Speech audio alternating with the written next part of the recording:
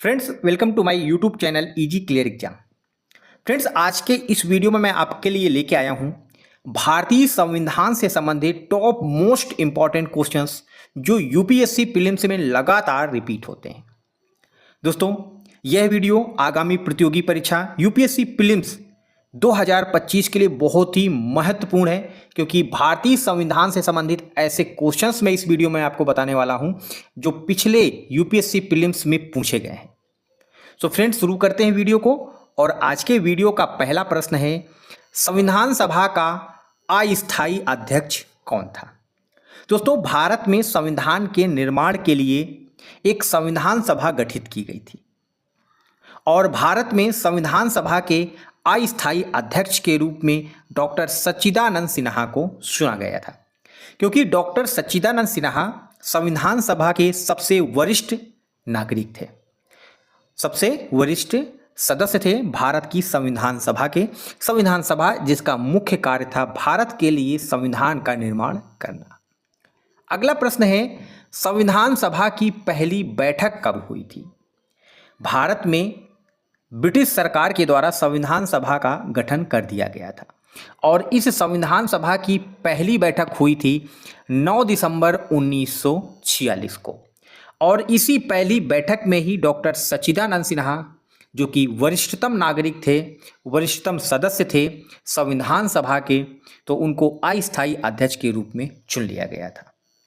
यह क्वेश्चन बहुत ज़्यादा बार रिपीट हुआ है फ्रेंड्स यूपीएससी प्रीलिम्स में।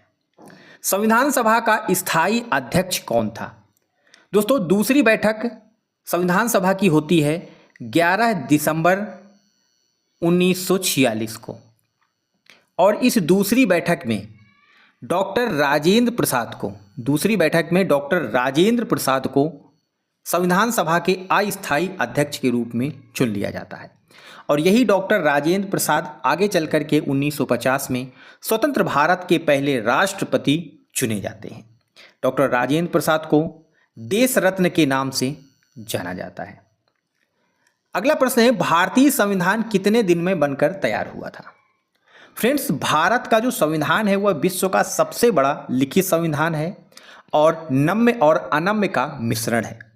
विश्व का सबसे बड़ा लिखित संविधान है क्योंकि भारत विश्व का सबसे बड़ा प्रजातांत्रिक देश है। भारत के संविधान के निर्माण में कुल 2 वर्ष 11 माह और 18 दिन का समय लगा था। 2 वर्ष 11 माह और 18 दिन का।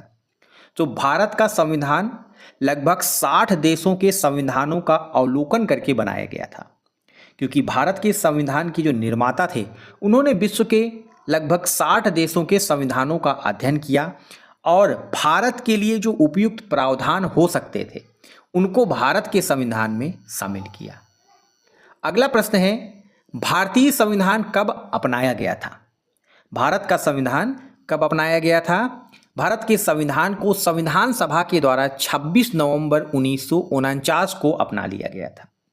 2 वर्ष 11 माह और 18 दिन में हमारा भारत का संविधान बनकर तैयार हुआ था। अगला बहुत ही महत्वपूर्ण प्रश्न है, प्रारूप समिति, ड्राफ्टिंग कमेटी थी संविधान सभा की, सबसे महत्वपूर्ण समितियों में से एक थी। उसके अध्यक्ष कौन थे?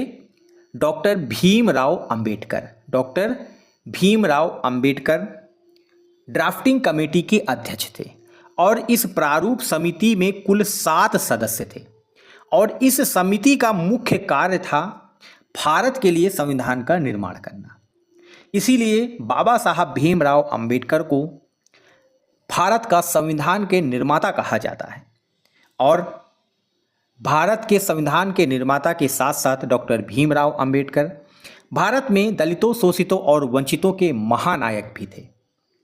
आधुनिक मनु के नाम से भी डॉक्टर भीमराव अंबेडकर को जाना जाता है। अगला प्रश्न है, भारतीय संविधान कब लागू हुआ था? भारत का संविधान 2 वर्ष 11 माह और 18 दिन में बनकर के तैयार हो गया था। प्रारूप समिति के अध्यक्ष थे डॉक्टर भीमराव अंबेडकर, इनको संविधान निर्माता कहा जाता है।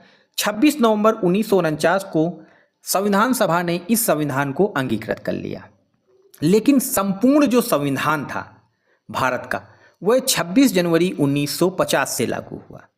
26 जनवरी 1950 से लागू हुआ, क्योंकि कांग्रेस के लाहौर अधिवेशन में 1929 के कांग्रेस के लाहौर अधिवेशन में 26 जनवरी को पूर्ण स्वराज की घोषणा की गई थी। इसीलिए 1950 में 26 जनवरी को भारतीय संविधान को संपूर्ण भारत में लागू कर दिया गया था। तो आप भारत के संविधान से संबंधित मोस्ट इम्पॉर्टेंट यह क्वेश्चन है और यह लगातार एग्जाम्स में रिपीट हुआ है फ्रेंड्स। अगला प्रश्न है, भारतीय संविधान में कुल कितने मूल अधिकार हैं, फंडामेंटल राइट्स हैं। वर्तमान में देखें तो भारत के संविधान में कुल 6 मौलिक अधिकार हैं, लेकिन जब 26 नवंबर 1949 को भारत का संविधान अंगीकृत किया गया था संविधान सभा के द्वारा, सो उस समय भारत के संविधान में कुल 7 मौलिक अधिकार थे। लेकिन 1978 में 44वें संविधान संशोधन अधिनियम के द्वारा संपत्ति के मौलिक अधिकार को मौलिक अधिकारों की सूची से हटा दिया गया और इसको एक कानूनी अधिकार बना दिया गया। तो इस तरह से वर्तमान में देखा जाए तो भारत में कुल 6 मौलिक अधिकार हैं। भारत के संविधान में कुल 6 मौलिक अधिकार हैं। समता का अधिकार पहला, स्वतंत्रता का अधिकार दूसरा मौलिक अधिकार है, तीसरा मौलिक अधिकार है शोषण के विरुद्ध, चौथा मौलिक अधिकार है धार्मिक स्वतंत्रता का अधिकार, पांचवा है संस्कृति एवं शिक्षा का अधिकार और छठवां जो मौलिक अधिकार है वह संवैधानिक उपचारों का अधिकार। भारत के संविधान का अनुच्छेद 32 संवैधानिक उपचारों का अधिकार, यानी कि भारत के संविधान में जो उल्लेखित मूल अधिकार हैं उनके उल्लंघन होने पर भारत का कोई भी नागरिक सीधे सर्वोच्च न्यायालय में इसकी शिकायत कर सकता है। इसीलिए बाबा साहब भीमराव अंबेडकर ने भारत के संविधान के 6वें मूल अधिकार, जिसका उल्लेख अनुच्छेद 32 में है, उसको संविधान की आत्मा और हृदय कहा है। अगला प्रश्न है, भारतीय संविधान के अधिकांश प्रावधान कहाँ से लिए गए हैं। जैसा कि मैंने पहले ही बताया फ्रेंड्स आपको, भारत के संविधान के निर्माण के लिए जो प्रारूप समिति गठित की गई थी, उस समिति के द्वारा लगभग 60 देशों के संविधानों का अवलोकन किया गया। उसके पहले भारत में जितने भी भारतीय शासन अधिनियम थे उनका भी अवलोकन किया गया और जो भी प्रावधान भारत के लिए उपयुक्त हो सकते थे उनको भारत के संविधान में शामिल कर लिया गया। उसी प्रकार यदि आप भारत के भारतीय शासन अधिनियम 1935 को पढ़ेंगे तो बहुत सारे प्रावधानों को भारत के संविधान में इसी अधिनियम से शामिल किया गया है। इसी अधिनियम से भारत के संविधान में बहुत सारे प्रावधानों को शामिल कर लिया गया है। भारतीय संविधान में कितनी अनुसूचियां हैं। फ्रेंड्स, 26 नवंबर 1949 को जब भारत का संविधान अंगीकृत किया गया तो उस समय भारत के संविधान में कुल 8 अनुसूचियां थी, लेकिन वर्तमान में भारत के संविधान में कुल 12 अनुसूचियां हैं। जैसा कि मैंने पहले बताया आपको कि भारत का संविधान नम्य और अनम्य का मिश्रण है, यानी कि भारत के संविधान को संशोधन करने की कुछ प्रक्रियाएं हैं। बहुत सरलता से इसको संशोधित नहीं किया जा सकता और संशोधन में बहुत ज़्यादा कठिनाइयां भी नहीं है। तो यह नम्य और अनम्य का मिश्रण है। और भारत के संविधान में स्वतंत्रता के पश्चात से अब तक कुल 4 अनुसूचियां जोड़ दी गई हैं, तो कुल 12 अनुसूचियां हैं वर्तमान में। जब हम संविधान को मूलतः देखते हैं तो उस समय 8 अनुसूचियां थी। जब भारत के संविधान को अंगीकृत किया गया था 26 नवंबर 1949 को, तब भारत के संविधान के में 395 अनुच्छेद थे, 8 अनुसूचियां थी, प्रस्तावना थी और 22 भाग थे। अगला प्रश्न है दोस्तों, भारतीय संविधान में संशोधन करने की शक्ति किसके पास है। यदि भारत के संविधान में संशोधन करना है तो संशोधन करने की शक्ति भारत की संसद के पास है। भारत की संसद के पास है और संसद के 2 सदन हैं, लोकसभा और राज्यसभा। भारत के संविधान में यदि संशोधन करना है तो उसके लिए कोई विधेयक लाया जाता है और उस विधेयक को संसद के दोनों सदनों में पारित कराया जाता है। उसके पश्चात भारत के संविधान के अनुसार भारत के राष्ट्रपति उसमें अपना हस्ताक्षर करते हैं। उसके बाद ही भारत के संविधान में संशोधन कर सकते हैं। और संशोधन से संबंधित, संविधान में संशोधन से संबंधित जो शक्ति है वह केवल संसद के पास है। राज्यों की विधानसभाओं या विधान परिषद को यह शक्ति नहीं दी गई है। अगला प्रश्न है, मूल अधिकार जो फंडामेंटल राइट्स हैं, मौलिक अधिकार हैं, वह किस देश के संविधान से लिए गए हैं।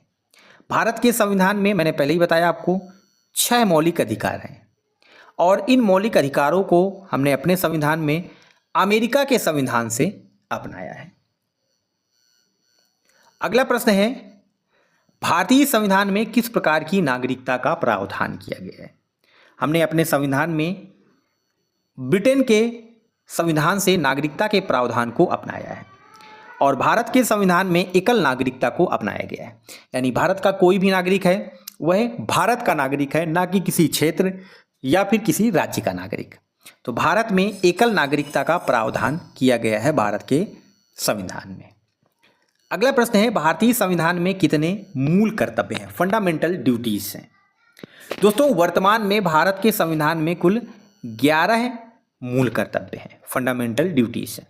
मूलतः जब भारत का संविधान अंगीकृत किया गया था उस समय फंडामेंटल ड्यूटीज भारत के संविधान में शामिल नहीं थी, लेकिन वर्ष 1976 में 42वें संविधान संशोधन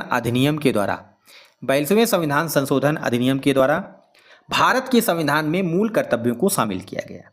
तत्कालीन प्रधानमंत्री श्रीमती इंदिरा गांधी ने स्वर्ण सिंह समिति का गठन किया था और इस स्वर्ण सिंह समिति की सिफारिश कर भारत के संविधान में 42वां संविधान संशोधन अधिनियम लाया जाता है। उसके पश्चात मूल कर्तव्यों को जोड़ लिया जाता है और मूल कर्तव्यों का जो प्रावधान है वह हमने रूस के संविधान से लिया है। भारत के संविधान में कितने कुल 11 मूल कर्तव्य हैं और मूल कर्तव्यों से संबंधित जो अनुच्छेद है वह है 51 का। यह भी एग्जाम्स में बहुत रिपीट हुआ यह क्वेश्चन कि संविधान के किस अनुच्छेद में मूल कर्तव्यों को जोड़ा गया है। अगला प्रश्न है, मूल अधिकारों का संरक्षक कौन है? भारत के संविधान का अनुच्छेद 32 यह कहता है कि भारत के संविधान में उल्लेखित मूल अधिकारों का हनन होने पर कोई भी व्यक्ति सीधे भारत के सर्वोच्च न्यायालय में जा सकता है। इसीलिए मूल अधिकारों का संरक्षक है सर्वोच्च न्यायालय। उच्चतम न्यायालय भारत के संविधान में उल्लेखित मूल अधिकारों का, फंडामेंटल ड्यूटीज का संरक्षक है। अगला प्रश्न है, संविधान का कौन सा अनुच्छेद राष्ट्रपति से संबंधित है? भारत का राष्ट्रपति से संबंधित कौन सा अनुच्छेद है? दोस्तों, वर्तमान में भारत की राष्ट्रपति हैं श्रीमती द्रौपदी मुर्मू। स्वतंत्र भारत के पहले राष्ट्रपति थे डॉक्टर राजेंद्र प्रसाद। भारत का राष्ट्रपति भारत की एकता और अखंडता का प्रतीक होता है। भारत का राष्ट्रपति राष्ट्र का प्रमुख होता है और भारत का राष्ट्रपति भारत का प्रथम नागरिक होता है। दोस्तों, भारत का राष्ट्रपति संघ सरकार की कार्यपालिका का प्रमुख भी होता है। भारत के प्रमुख पदों पर जो व्यक्ति हैं, भारत के प्रधानमंत्री, सर्वोच्च न्यायालय के मुख्य न्यायाधीश और संघ सरकार के जो मंत्री हैं, राज्यों के राज्यपाल हैं, उनकी नियुक्ति भी भारत के राष्ट्रपति के द्वारा की जाती है। इसलिए भारत का राष्ट्रपति का पद बहुत ही महत्वपूर्ण पद है। संसद के दोनों सदनों के निर्वाचित सदस्यों के द्वारा और राज्यों की विधानसभाओं के निर्वाचित सदस्यों के द्वारा भारत के राष्ट्रपति का चुनाव आनुपातिक प्रतिनिधित्व प्रणाली, एकल संक्रमणीय मत और गुप्त मतदान के द्वारा किया जाता है। कोई भी व्यक्ति जिसकी आयु 35 वर्ष या उससे अधिक है वह भारत के राष्ट्रपति पद के लिए योग्य होता है। भारत का नागरिक ही केवल भारत का राष्ट्रपति बन सकता है। भारत के संविधान के अनुच्छेद 52 में यह उल्लेख है कि भारत के लिए एक राष्ट्रपति होगा। There shall be a president for India. इसका मतलब यह है कि भारत का जो राष्ट्रपति का पद है वह कभी रिक्त नहीं होना चाहिए। इसीलिए संविधान के अनुच्छेद 65 में यह उल्लेख किया गया है, अकस्मात किसी भी प्रकार से यदि राष्ट्रपति पद खाली होता है तो भारत का उपराष्ट्रपति भारत के राष्ट्रपति कार्यवाहक राष्ट्रपति के रूप में कार्य करने लगेंगे। अगला प्रश्न है, किस अनुच्छेद में राष्ट्रपति की क्षमादान शक्तियों का उल्लेख है?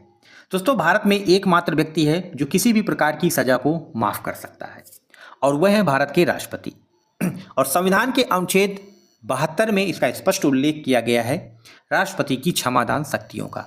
किसी भी कोर्ट या किसी भी प्रकार की सजा हो, भारत के राष्ट्रपति उसको माफ कर सकते हैं। मौत की सजा, फांसी की सजा, किसी भी प्रकार की सजा होगी वह अनुच्छेद 72 के तहत भारत के राष्ट्रपति उसको माफ कर सकते हैं। राष्ट्रपति को किस प्रक्रिया द्वारा हटाया जा सकता है? दोस्तों, वेरी मोस्ट इंपॉर्टेंट क्वेश्चन है यह, एग्जाम्स में लगातार यह क्वेश्चन रिपीट हुआ है। भारत के संविधान के अनुच्छेद 61 में महाभियोग प्रक्रिया का उल्लेख किया गया है, जिसके तहत भारत के राष्ट्रपति को हटाया जा सकता है। भारत के राष्ट्रपति को केवल असंवैधानिक कार्यों के लिए उसके पद से हटाया जा सकता है और उस प्रक्रिया को हम महाभियोग प्रक्रिया कहते हैं। इसका संविधान के अनुच्छेद 61 में स्पष्ट उल्लेख है। इम्पीचमेंट प्रोसेस है भारत के राष्ट्रपति को उसके पद से हटाने की। Very very most important question है फ्रेंड्स, यूपीएससी प्रीलिम्स में लगातार यह क्वेश्चन रिपीट हुआ है। अगला प्रश्न है, संघ की कार्यपालिका शक्ति किसमें निहित होगी? दोस्तों, संघ की कार्यपालिका शक्ति भारत के राष्ट्रपति में निहित होगी। संविधान के अनुच्छेद 73 में इसका उल्लेख है। संघ की कार्यपालिका शक्ति भारत के राष्ट्रपति पर निहित होगी। अगला प्रश्न है, निम्नलिखित में से किसकी नियुक्ति भारत के राष्ट्रपति के द्वारा की जाती है? दोस्तों, भारत के कुछ महत्वपूर्ण पद हैं जिनकी नियुक्ति भारत के राष्ट्रपति के द्वारा की जाती है। उनमें से महान्यायवादी, अटॉर्नी जनरल ऑफ इंडिया जो हैं, संविधान के अनुच्छेद 76 के अनुसार भारत के राष्ट्रपति इसकी नियुक्ति करते हैं। लोकसभा में बहुमत दल के नेता को राष्ट्रपति प्रधानमंत्री नियुक्त करते हैं। अनुच्छेद 153 के तहत, संविधान के अनुच्छेद 153 के तहत राज्यों के राज्यपालों की नियुक्ति भारत के राष्ट्रपति के द्वारा की जाती है। इसके अलावा उच्च न्यायालय और उच्चतम न्यायालय के जो न्यायाधीश हैं, उनकी नियुक्ति भी भारत के राष्ट्रपति ही करते हैं। संघ सरकार के जितने भी मंत्री होते हैं, उनकी नियुक्ति भी भारत के राष्ट्रपति ही करते हैं। अगला प्रश्न है, राष्ट्रपति राज्यसभा में कितने सदस्य मनोनीत कर सकता है?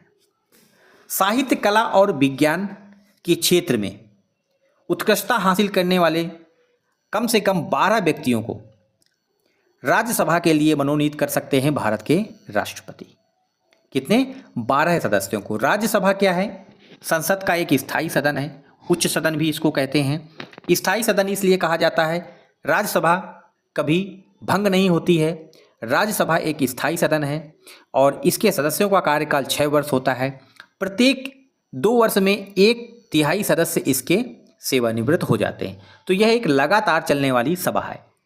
राज्यसभा भारत की संसद का उच्च सदन और स्थायी सदन है। अगला प्रश्न है, राज्यसभा का पदेन सभापति कौन होता है? दोस्तों, भारत के जो उपराष्ट्रपति हैं वह राज्यसभा के पदेन सभापति होते हैं।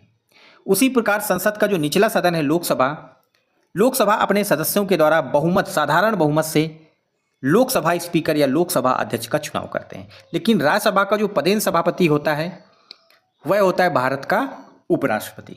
भारत के उपराष्ट्रपति ही राज्यसभा के पदेन सभापति होते हैं। संसद के अंग कौन है?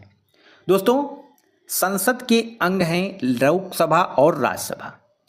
कई बार यह गलतियां करते हैं दोस्तों, आप कई बार इस गलती को दोहराते हैं। संसद के अंग में राष्ट्रपति को भी शामिल किया जाता है। संसद के अंग लोकसभा, राज्यसभा और राष्ट्रपति, यह तीनों ही हैं। अब कैसे, यह मैं आपको बता देता हूं। दोस्तों, भारत में कोई भी कानून या अधिनियम लाना है तो उसको संसद के दोनों सदनों से पारित करना आवश्यक है। जब यह विधेयक दोनों सदनों में पारित हो जाता है तो यह तब तक कानून या अधिनियम नहीं बनता है जब तक इसमें राष्ट्रपति के हस्ताक्षर नहीं हो जाते हैं। राष्ट्रपति के हस्ताक्षर के बाद ही कोई जो बिल है, जो विधेयक है, वह एक्ट या अधिनियम बन सकता है। इसी वजह से संसद के जो अंग हैं लोकसभा, राज्यसभा के साथ राष्ट्रपति भी संसद का अंग माना जाता है। अगला प्रश्न है, संसद की संयुक्त बैठक कौन बुलाता है? Very very most important question है। यह भी लगातार एग्जाम्स में रिपीट हुआ है, इसमें आप कंफ्यूज नहीं होइएगा। संसद की संयुक्त बैठक कौन बुलाता है या आहूत करता है? भारत के राष्ट्रपति। लेकिन संसद के दोनों सदनों की संयुक्त बैठक की जो अध्यक्षता है वह लोकसभा स्पीकर करते हैं, लोकसभा के अध्यक्ष करते हैं। अब दोस्तों, संसद की जो संयुक्त बैठक है वह क्यों बुलाई जाती है, यह भी जानना बहुत आवश्यक है। संसद की संयुक्त बैठक इसलिए बुलाई जाती है जब भी कोई विधेयक लाया जाता है और दोनों सदनों में एक दूसरे के प्रति असहमति होती है, तब भारत के राष्ट्रपति उस विधेयक के संबंध में दोनों सदनों की संयुक्त बैठक बुला सकते हैं। लेकिन मैं आपको एक विधेयक बताता हूं जिसमें संसद की संयुक्त बैठक का प्रावधान नहीं किया गया है। यदि भारत के संविधान में संशोधन करना है तब राष्ट्रपति संसद के दोनों सदनों की संयुक्त बैठक नहीं बुला सकता है। उस संविधान संशोधन विधेयक को दोनों सदनों में अलग अलग पारित कराना होगा। तो संसद की संयुक्त बैठक की जो आहूत करना जो बुलाता है वह भारत के राष्ट्रपति, अध्यक्षता करते हैं लोकसभा अध्यक्ष, और बुलाया इस कारण से जाता है कि जब किसी विधेयक के मामले पर दोनों सदनों में असहमति होती है तो दोनों सदनों में असहमति होने पर राष्ट्रपति संसद की संयुक्त बैठक को आहूत कर सकते हैं। संविधान संशोधन से संबंधित विधेयक पर संसद की संयुक्त बैठक को बुलाया नहीं जा सकता है। संविधान के अनुच्छेद 108 में संसद के लिए संयुक्त बैठक के प्रावधान का उल्लेख किया गया है। अगला प्रश्न है, नियंत्रक एवं महालेखा परीक्षक का पद कैसा पद है? यह एक संवैधानिक पद है। दोस्तों, भारत में जिन पदों का भारत के संविधान में उल्लेख है उनको संवैधानिक पद कहा जाता है, और सीएजी का पद भारत का एक संवैधानिक पद है। जैसे कि प्रेसिडेंट ऑफ इंडिया का उल्लेख आर्टिकल 52 में है, राज्यपाल से संबंधित अनुच्छेद है 153, भारत के महान्यायवादी का उल्लेख है संविधान के अनुच्छेद 76 में। उसी प्रकार नियंत्रक एवं महालेखा परीक्षक का जो उल्लेख है वह है संविधान के अनुच्छेद 148 में। इसीलिए यह एक संवैधानिक पद है। भारतीय संविधान में वित्त आयोग से संबंधित अनुच्छेद। दोस्तों, भारत के संविधान का अनुच्छेद 280 वित्त आयोग का प्रावधान करता है। प्रत्येक 5 वर्ष में भारत के राष्ट्रपति के द्वारा वित्त आयोग का गठन किया जाता है।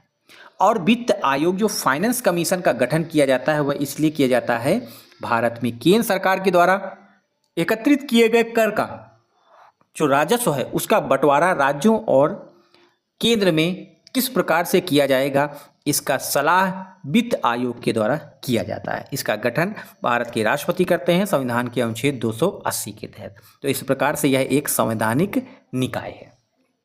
सो फ्रेंड्स, भारत के संविधान से संबंधित top most important, very most important ये क्वेश्चंस हैं जो कि यूपीएससी प्रीलिम्स के लिए बहुत ही महत्वपूर्ण है। और लास्ट प्रीवियस जो ईयर्स के जो क्वेश्चंस हैं आप इंडियन पॉलिटी के, उनको आप उठा करके देख सकते हैं। ये बहुत ज़्यादा बार रिपीट हुए हैं, इनको आप याद कर लीजिए। वेरी मोस्ट इंपॉर्टेंट क्वेश्चन है यूपीएससी प्रीलिम्स 2025 के लिए।